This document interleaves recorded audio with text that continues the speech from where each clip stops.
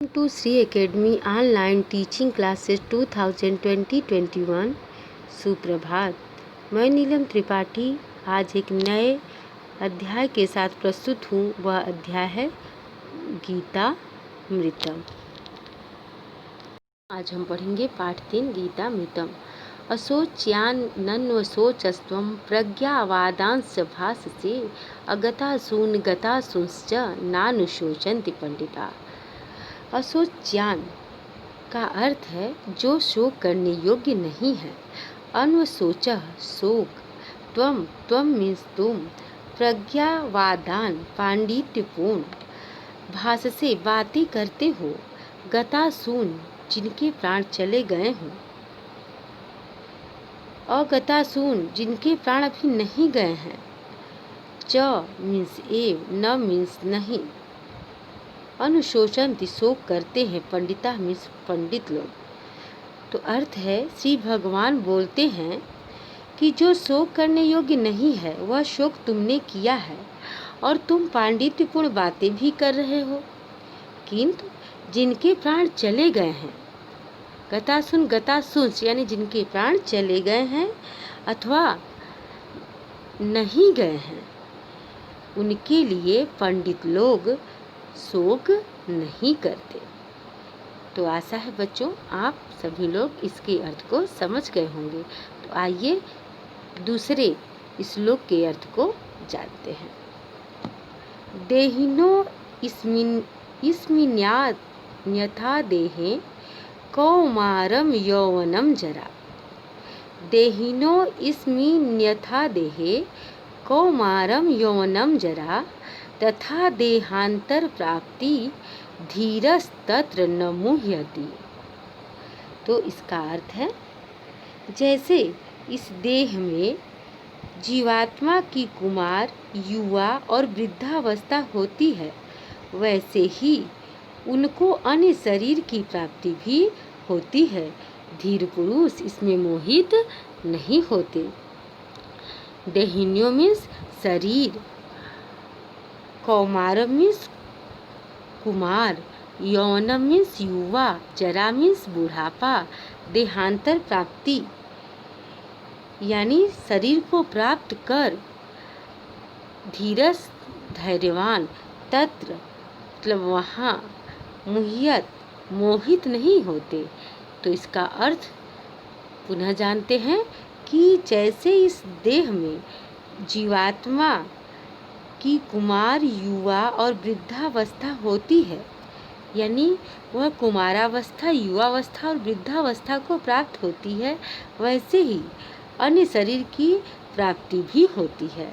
इसलिए धीर पुरुष इससे मोहित नहीं होते। तो आशा है बच्चों आप सभी लोग इसके भी अर्थ को समझ गए होंगे। तो आइए इसके तीसरे अर्थ को भी समझते हैं। न जायते म्रियते वा कदाचि नान्यं भूत्वा भविता वा न भूयः अजो नित्यः शाश्वतोऽयं पुराणो न हन्यते हन्यमाने शरीरे। न जायते तो नहीं, मारा नहीं, म्रियते यानी न तो यह जन्म लेती है, न तो यह मरती है। कदाचित नाय भूत्वा, न ही उत्पन्न होकर फिर से जन्म लेती है, फिर से यह होने वाली नहीं है।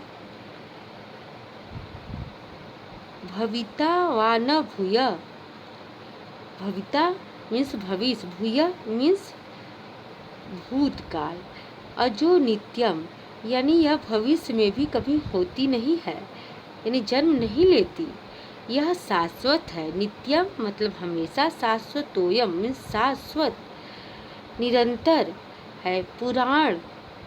पुराणों मीन्स पुराण, हन्यते न हन्यते नहीं मारा जा सकता, हन्य माने शरीरे शरीर नष्ट होता है, आत्मा नष्ट नहीं होती। तो आइए इसके अर्थ को जानते हैं।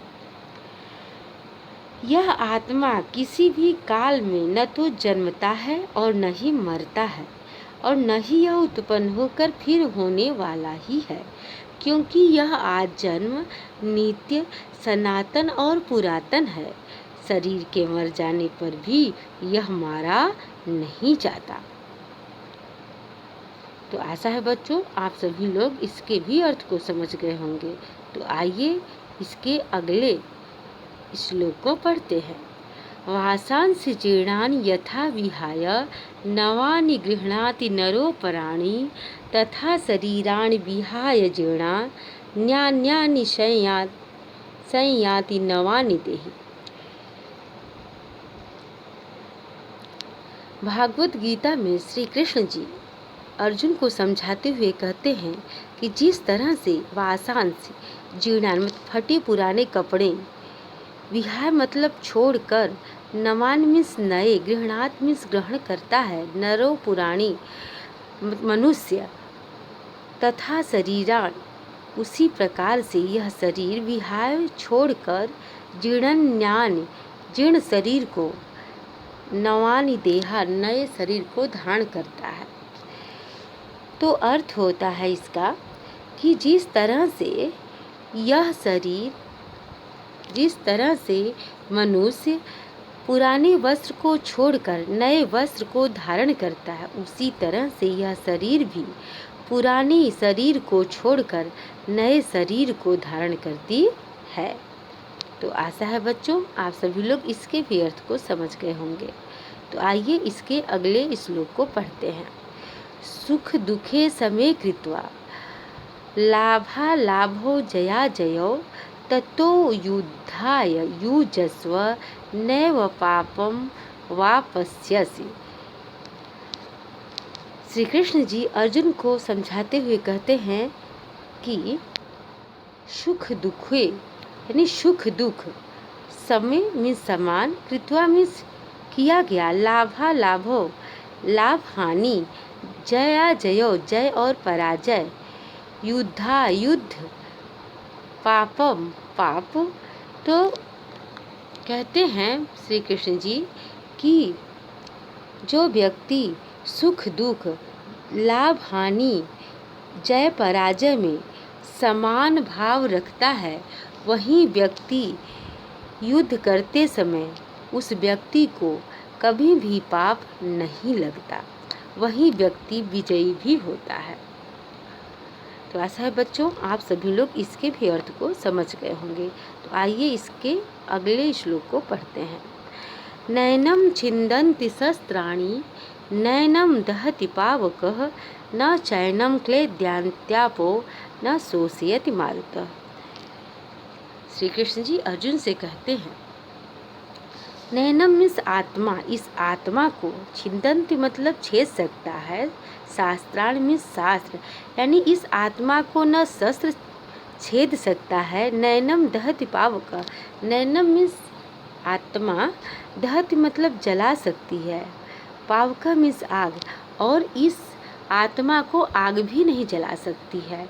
न चैनम क्लेद्यान्त्यापो अर्थात पानी भी इसे गला नहीं सकती, न शोषयति मारुतः, शोषयति मीन्स सोखना, मारुतः मीन्स वायु, और न ही वायु इसे सोख सकती है, उड़ा सकती है। तो इस अर्थ को पुनः जान लेते हैं कि न तो इस आत्मा को शस्त्र छेद सकता है, न तो आग जला सकती है, न ही पानी गला सकता है, और न ही वायु इसे उड़ा सकती है। यह चिरंतन है, यह कभी भी नष्ट नहीं होता। तो आशा है बच्चों आप सभी लोग ये पूरे श्लोक को समझ गए होंगे। धन्यवाद।